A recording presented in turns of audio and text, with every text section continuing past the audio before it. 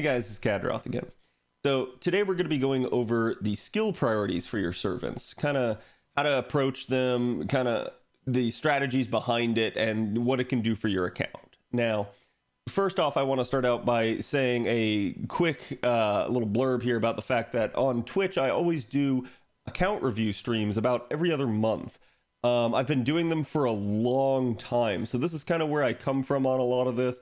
I've tried to always structure things as, best I can for people's accounts, but do keep in mind that this is going to be more of a generalistic review, and obviously case by case basis can change things. So just keep that in mind as we go through the video, and it'll help you out. So what's my approach when it comes to skill order? And why is it that I tell people to level those skills? When do I tell people to level those skills? And the methodology behind it is what you need to understand. So we'll start with the methodology. I just want to explain why I have this methodology, but essentially it's good to know where I'm coming from so that you can understand it, and you may or may not agree or decide you want to change how you approach the problem at hand. For me personally, I tend to side on the preference towards farming scenarios, and that's because you spend the majority of your time playing this game farming. It doesn't mean that the challenge content isn't important. It absolutely is. In fact, you could argue that if you can't get through the challenge content, in most cases, you're not going to get to the farming content later on. And what I mean when I say challenge content is any content that could act as a barrier to entry or an actual challenge quest. That could include story-specific fights and such. If you can't get, say, Lost Belt 2 complete, you're not going to be able to farm the free quests in Lost Belt 2.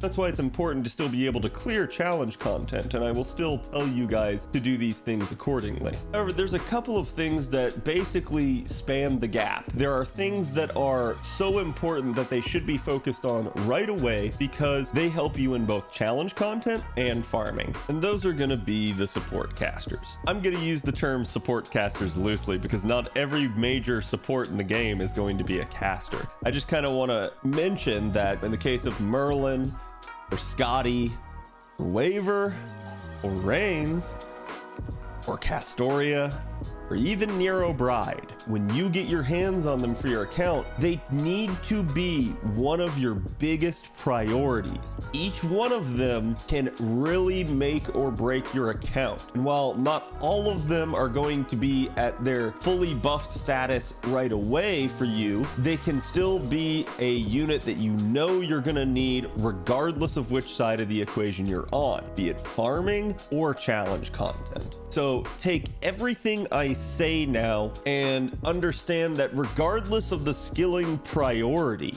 there are certain people you want to focus on first because they are just really going to help your account. They are used often in farming strategies. They are used in challenge content where you need to take two of them, and that's going to be one of the reasons you need to invest in them early on. There may even be content like is coming up in Lost Belt 5 and in other events where perhaps you're forced or restricted in some way to use certain servants. If that happens, if you can't take a support, then you're gonna need these people on your own, and you're going to want to make sure that you get them and have them invested in, and not that your own copy has been left at 111. Even someone like Scotty, who I've heard people say time and time again is bad for challenge content, I myself have actually used pretty prolifically in challenge content, either on my NA account, which is fairly whaley, to be able to 3-turn a fight, or on my JP account where she was the only 50% charger I had for a long time, and at least she can produce decent results for you, even though she might not have the same protection that, say, Merlin does.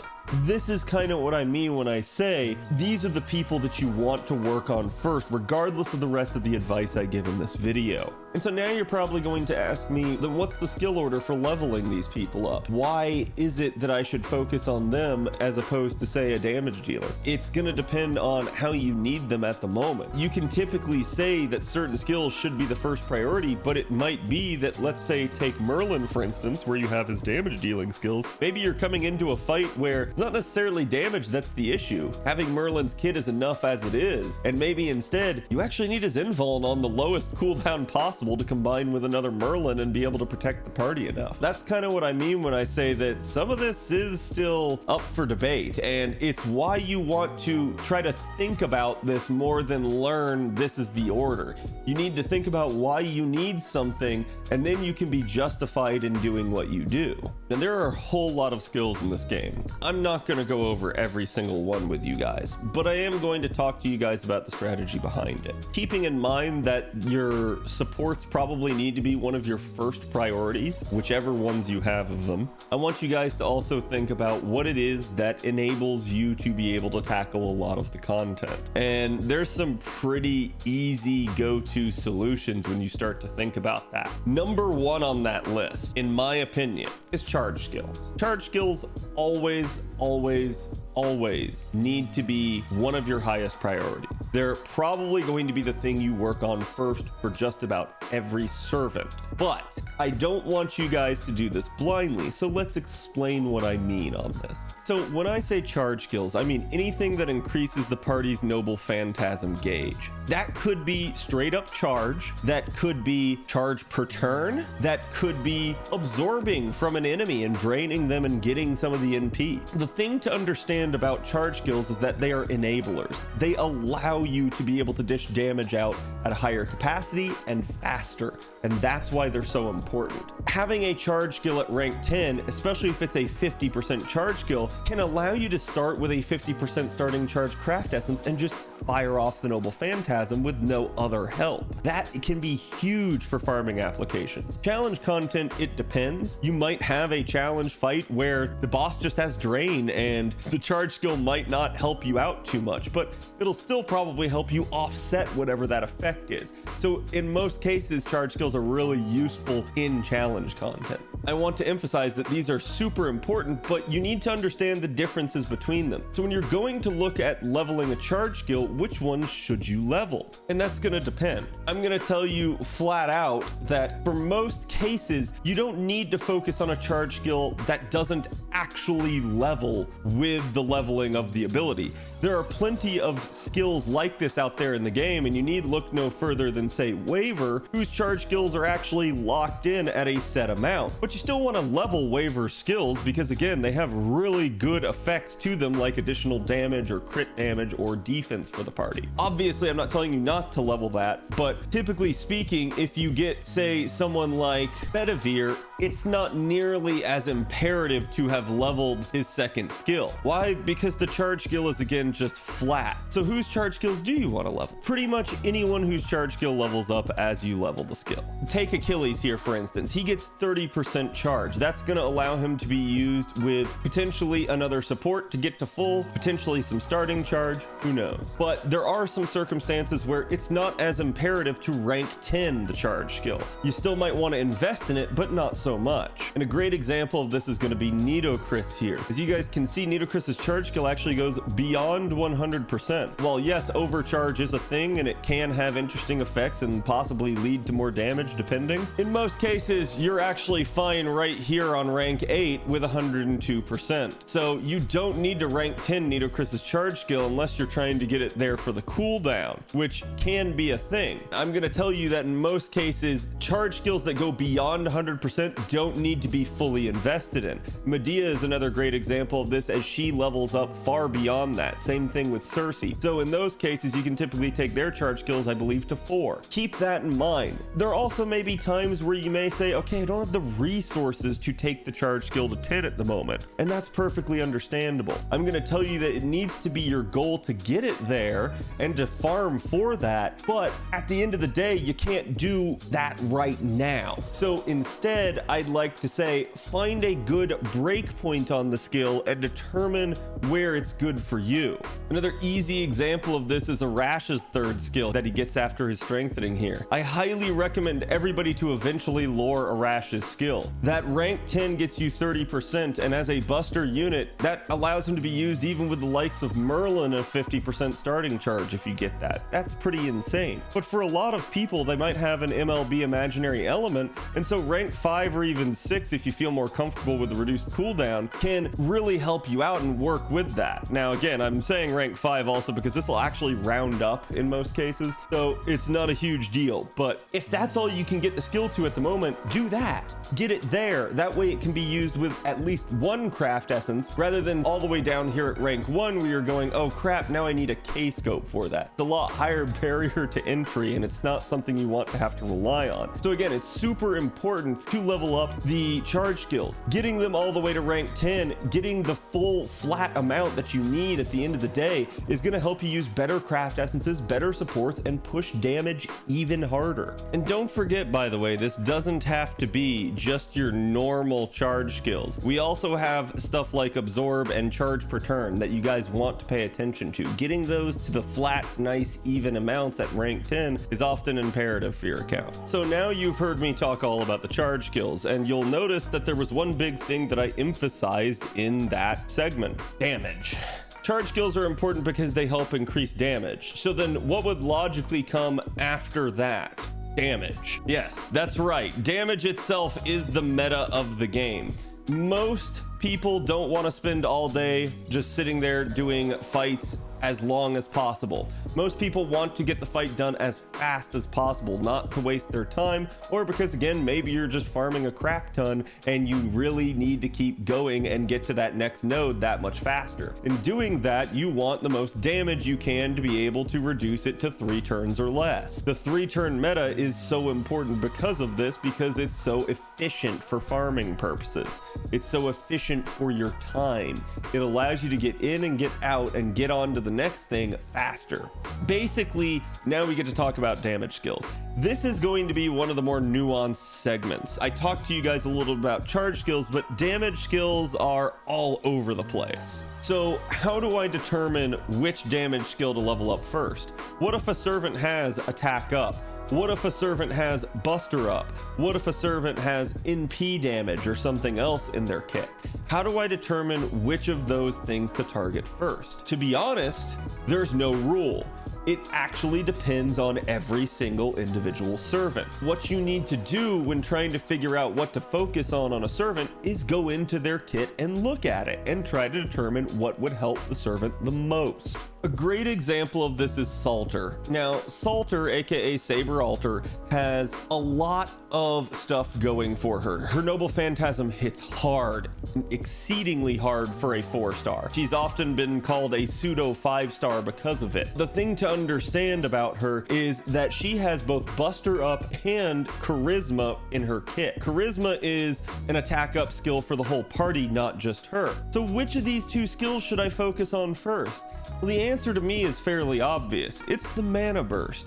And why? Because it's a 50% increase to damage output.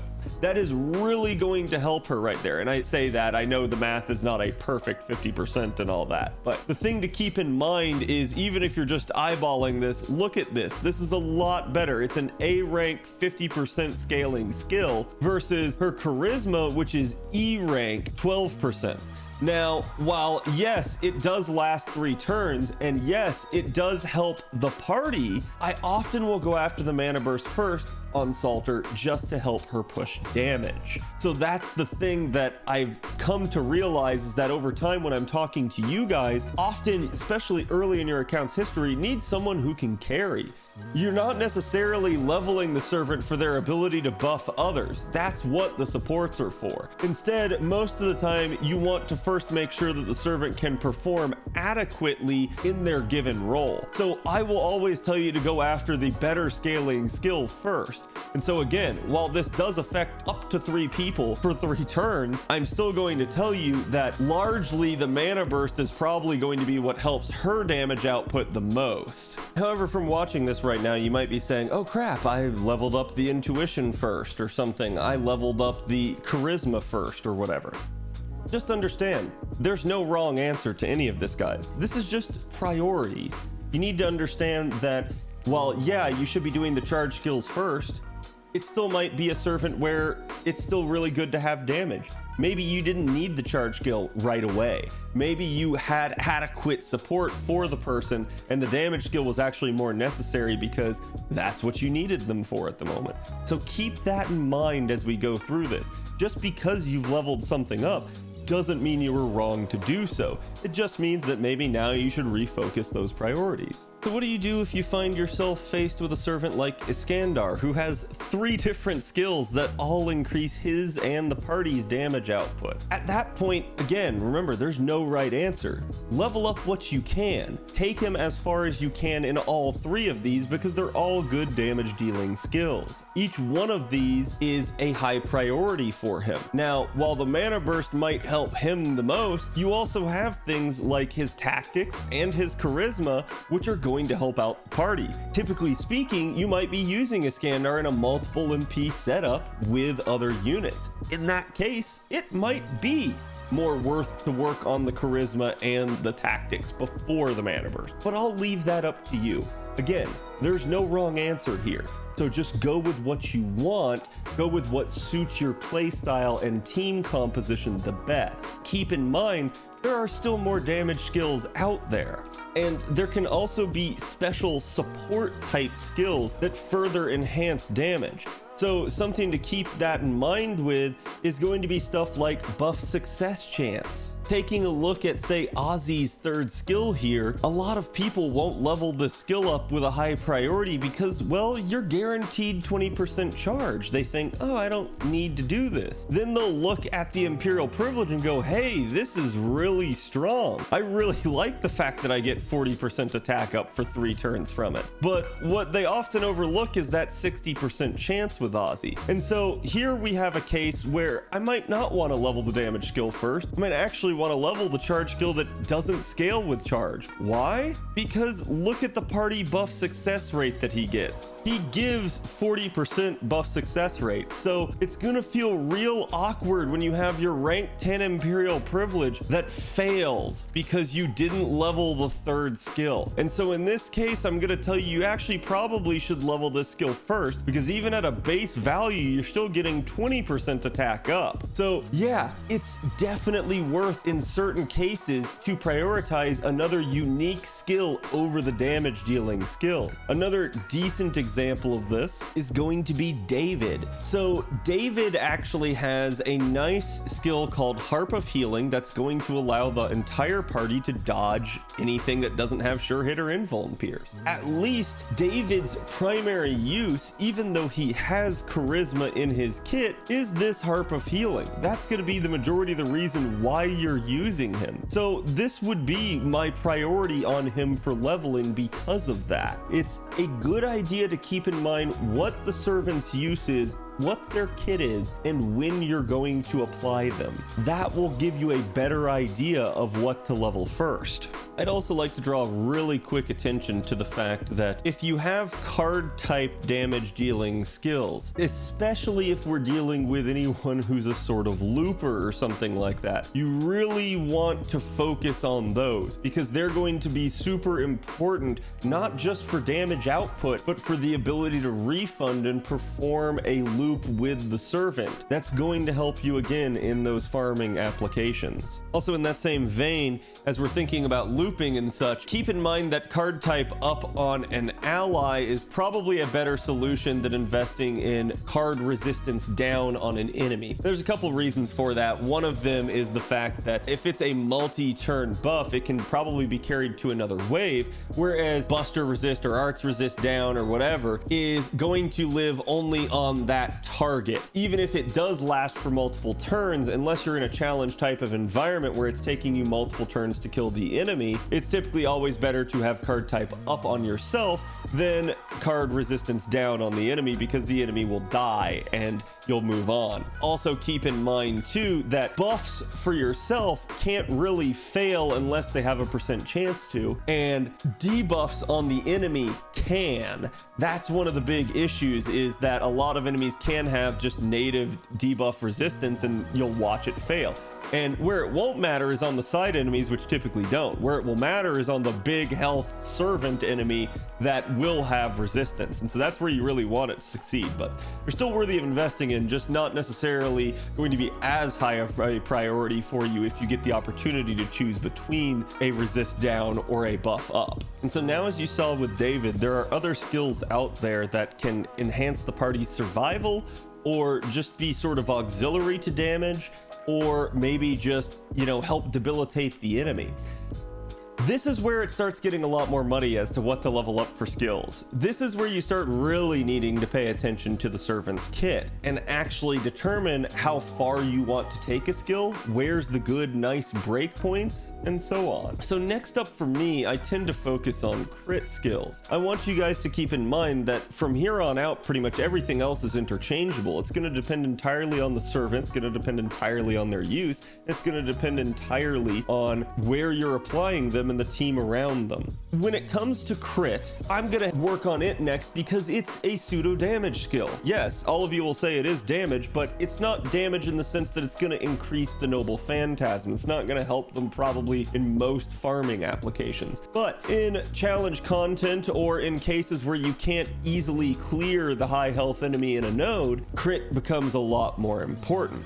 So crit can help you ramp up that damage and make up the difference in your inability to clear. And it's one of the reasons why I'm going to go after anything with crit damage, anything that increases star generation, anything that allows you to soak the stars and get them better. We actually talked about Salter earlier, and so you guys got to see what I was talking about with regards to the charisma. But this here is Lalter, and while Lalter does have the same E rank charisma, I actually tend to tell people to level her second skill over her third. Why? Because if you look at this, Blessings from the End of the World is one of the best crit skills in the game. And actually, Beowulf has a very similar skill now as well on an A. Both of their versions of the skill allow you to generate more stars, absorb the stars, and allow you to crit harder with the stars. So it's an all-in-one type of ability. This is also a very similar loadout to, say, Lancelot, but instead of Lancelot Saber having it spread across his kit, Lalter and Beowulf have it all in one, and that's why it's so important for them. Also, typically speaking, because they're well known to be crit monsters, that's typically how you're gonna use them. Beowulf comps were used for one-shotting King Protea's challenge quest in CCC, and we also see that Lalter is often used to wipe out a wave, and then if something happens to live, to crit it down afterward. That's why it can be a little bit more important to focus this, because the amount of damage you're gonna get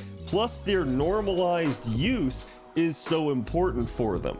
Okay, now we're going to get into more of the survival oriented skills, and I want to give you guys a brief mention about this and kind of give you guys my mentality on the subject. When it comes to surviving, when it comes to challenge content and being able to go the distance, there are what I would like to say 3 different sets of abilities. Now those are going to be preventative abilities, defensive abilities, and reactive abilities. So what do I mean when I say that? Let's say you're faced with a threat. The threat is the boss is going to noble phantasm you. So what are your choices? Well, your first choice should always be to prevent it if you can. If you can stop the boss from noble phantasming, that's the best solution right there. So drain skills tend to fall into this category. Stun skills tend to fall into this category. Charm skills tend to fall into this category. Anything that can crowd control your enemy, delay your enemy, or prevent your enemy.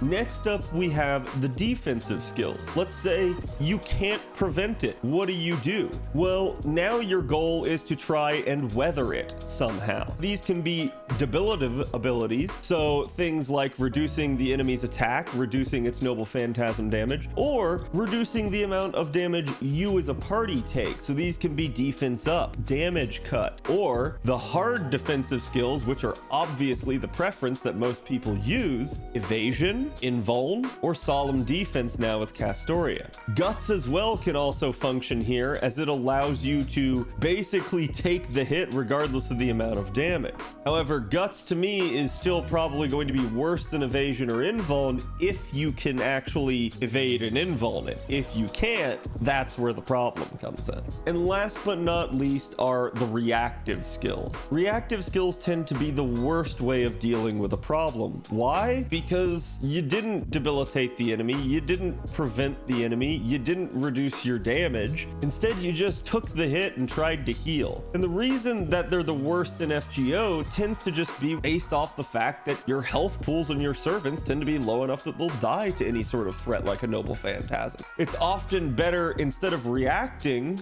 to prevent it or protect from it, not to actually sit there and say, okay, well, I'm gonna have to take this hit and heal afterwards. It's always better to have dealt with the problem than have the problem smack you in the face. Now, this does not mean that defensive skills are bad. This does not mean that healing skills or reactive skills are bad. Preventative skills might be the best, but you can only prevent for so long. A lot of bosses will have charge per turn. A lot of bosses will have just straight up a full charge gimmick on the backside of a bar break or something like that. Preventative mechanics only work so much, even though they're the best. So a lot of the times we end up using defensive. Defensive mechanics are the ability to just take the hit in most cases and not have to deal with it. Guts kind of falls at the end of that list and is almost more of a reactive buff because you had to take the whole hit, which means your entire health bar just went kaput because of it. The good news is you had guts, so you get to pop back up unless the enemy either A, had the ability to remove your guts, or B, had the ability to continue attacking after your guts popped.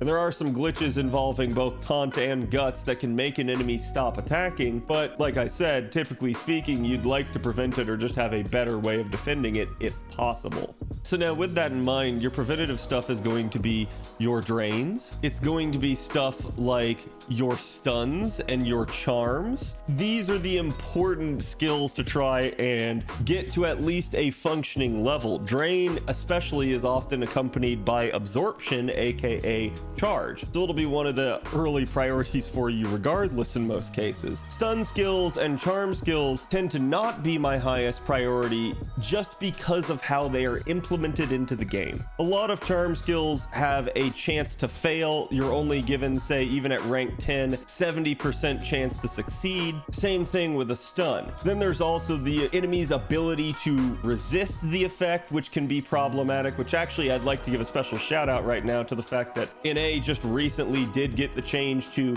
all the mystic codes to increase any of the chances from 100% to 500%. So now we match JP. So stuff like Gander on the plug suit that was used to stun will no longer just naturally have a chance to fail if something has debuff resistance. Instead, it's so high that unless the target has some sort of special fight gimmick or immunity, you should be able to succeed. Just to talk about the stuns here and the charms, that's why I typically won't invest in them, is because even if you get them up to their max rank, a lot of the times it's still not enough to fully guarantee the prevention. It also could be that you're only going to get one use out of it in a fight if it's a very long cooldown on the skill, which a lot of them are, but there are some notable exceptions to that. Next up, like I said, is going to be your defensive skills, and you guys can see there's a whole laundry list of them here. You have the softer defenses like defense up and damage cut, and you have the harder defenses, evasion and invincibility and guts and even taunt. Taunt is a very unique one in this kit. A lot of what taunt allows you to do is sacrifice someone. It can almost act as a guts type of mechanic where, oh, the enemy pops the guts and stops attacking afterwards if there's no other units on the field. Same thing can happen with taunt. If the enemy is able to kill someone in one whole hit, then you can often get it where the enemy just will refuse to attack anyone else that turn. So taunt can be a very nice way of saying, okay, I can't prevent this noble phantasm, but I can make it hit the wrong target. And you can further do things with that to debilitate them, and that's where we get into this now. So like we talked about, if you can debilitate the enemy, this is another really good way of dealing with it. It's not going to matter if the enemy gets an NP off if the enemy NP doesn't hit that hard, right? It's a good idea to keep these in mind because I often see people overlooking them. And last but not least is our reactive skills. And you guys can see that the game actually qualifies guts as a healing skill, but to me, it's more of a defensive measure. Healing can be really, really nice to have in your party. It can prevent you from getting carted down. That's why people like Tamamo and Merlin can be so strong, is because they can just help keep your party up down the stretch. But like we talked about, generally speaking, it's better to prevent damage, better to delay melee damage than to have to react to it. The second you have to react to it, you had to have taken it, and when you had to have taken it, you put yourself at that risk of having died. It's still a really good idea to have some people that can do this stuff in your kit, but it's obviously not necessarily going to be one of your priorities for your skill level ups. And again, like we talked about, people like Merlin, like John, exist that can do healing per turn on their noble phantasm. So that's not something you need to level up. It's not something that's going to be a priority for your skill. And that's also why, typically speaking, the healing skills aren't going to be my first priority, but it depends. It absolutely depends on the servant. It depends on their use. So we have healing oriented characters out there like Medea Lily, and we have relatively stall oriented and survival oriented characters out there like, say, Enkidu, where yeah, the heal might actually be a really powerful part of their kit and something you want to invest in earlier rather than later. At least in Enkidu's case, we know the damage gets really good later on, so you probably want to focus on his damage first. Okay guys, that's going to be it for this one. I hope you enjoyed it. There was some stuff we didn't cover, like I didn't really go over skill ceiling and NP ceiling. But yeah, they're still there in that kind of survival category of like what you want to do in challenge content. So just keep that in mind. But I hope you guys enjoyed this one. Let us know what you want us to do for the next one, and I'll get to it. And in the meantime, guys, feel free to join the Discord. Like I talked about at the beginning of this video, I do account reviews every once in a while, so be sure to check me out on Twitch as well. I'll put the links in the description below as always, and I will see you guys for the next one.